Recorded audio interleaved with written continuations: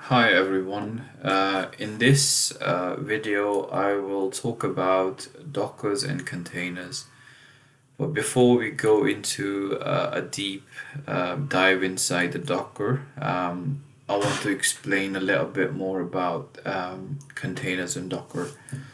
So if you know, say if we have three applications. So we have three applications. So we say this is our app 1, this is our app 2, and this is our app 3. Just making sure, come down here, and say these apps have also some dependencies as well. So we can say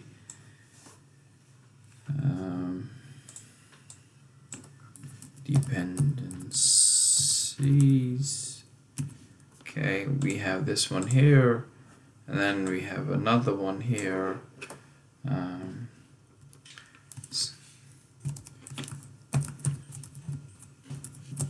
Two.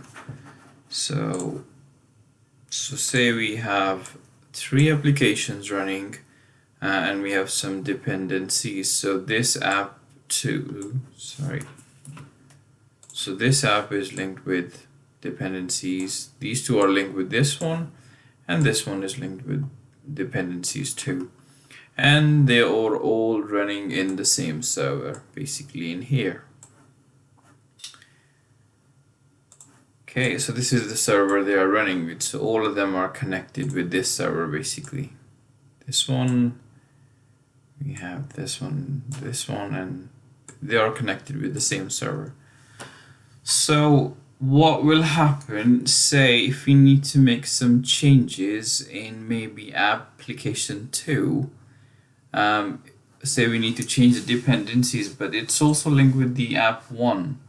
So we're gonna have a bit of problem because it's linked with the app 1. So there are some problems with that. So to make it more easier, there's the new evolution came out, which we did. I'll show you next diagram basically. So the next easy bit, what we can do is we can have 3 virtual machines, and each virtual machine can run the application 1, application 2, and there's something we could call VMware. So if we make changes to one application, so say if we have to make a change to one application, we can easily do so because they are running in separate virtual machine basically. So that's the second step we can do, which is a lot easier. But here comes the Docker, which is a lot easier. So a Docker is basically where you can have your application embedded inside your container. So let me show you the diagram. So in containers, it's very simple. We can have 3 different applications running on 3 different containers. They're embedded inside this container, and then all of these containers can be inside one virtual machine. So we don't need to create multiple virtual machines. So that is basically a concept of containers. To utilize containers, we use Docker engine. So I will be showing you this in a lab, that how to work with Docker engine. So we're gonna deploy Docker on a virtual machine. So I'm gonna show you how it works. Okay, so now we talked about Dockers and containers, how to create containers and what are they good for. Let's do a lab in our Azure portal to see how can we create a container. How can we have a container using the Docker? So first thing first, we need to create a virtual machine. We can use a Linux machine. So I will choose my resource group, which is demo. I can give it any name, say Linux VM1. I don't mind the region, availability zone, no infrastructure needed for now. Choose any size for now. I'll choose the password. Maybe give it a test user and set a password.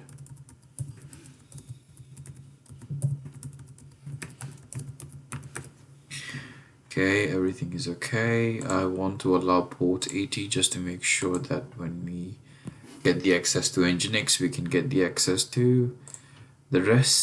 Settings will be all same for now. I wouldn't touch any, so let's just create, review and create. So hit review and create. This will run the final validation, and then it should show pass when it's done. Make sure you have the putty installed in your computer so you can access to the virtual machine. Okay, this will take a couple of minutes. We'll be back once it's done. So now our machine is installed. Let's go to the resource. So this is our machine. If I take my IP address, public IP, and paste it in here, there is nothing because there is nothing installed, no nginx or anything. So what we want to do is go to the putty, hit enter, enter your public IP and say SSH22, that's fine, port 22, say open, hit on yes, enter your credentials, the one you set.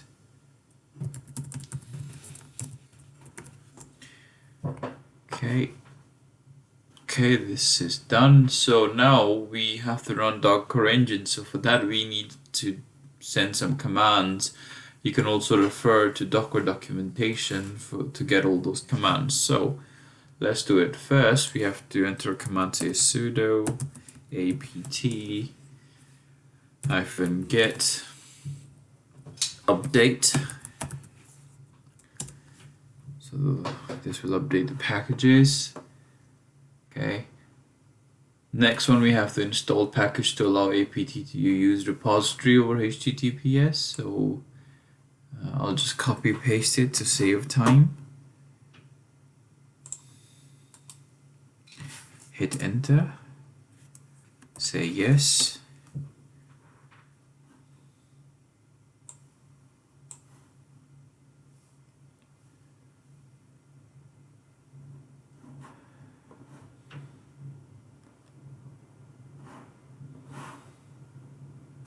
Okay, that's done. Next command is we have to add Docker's official GPG key. So the command for that is, I'll just paste it here. It says okay. Now we have to set up a stable repository, so use this command. Again, this command is available on Docker documentation. Hit enter. Just have to re-enter. Okay. Now, before we go for the next command, we just want to make sure that it's all updated. So we can do again sudo apt-get update command. So here, enter. Okay, that one. Now we will use a command to install a Docker. Basically, what is the Docker engine known as Docker engine? So use sudo apt-get install docker-ce. So I will also put all these steps in my YouTube description as well. Say yes.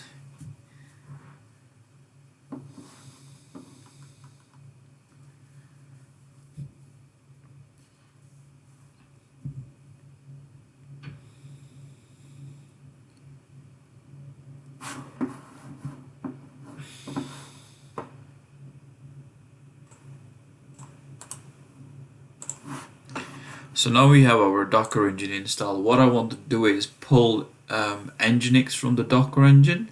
So to do that, I'll enter this command sudo docker pull nginx, and I'll enter the version number. Hit enter. So this is gonna pull all the required installation from Docker engine, which is the nginx. So now I want to create a container out of this image. So I want to have this nginx inside my container. So for that, I will use the command, this command right here. I'll say copy, paste. It says sudo docker run hyphen name.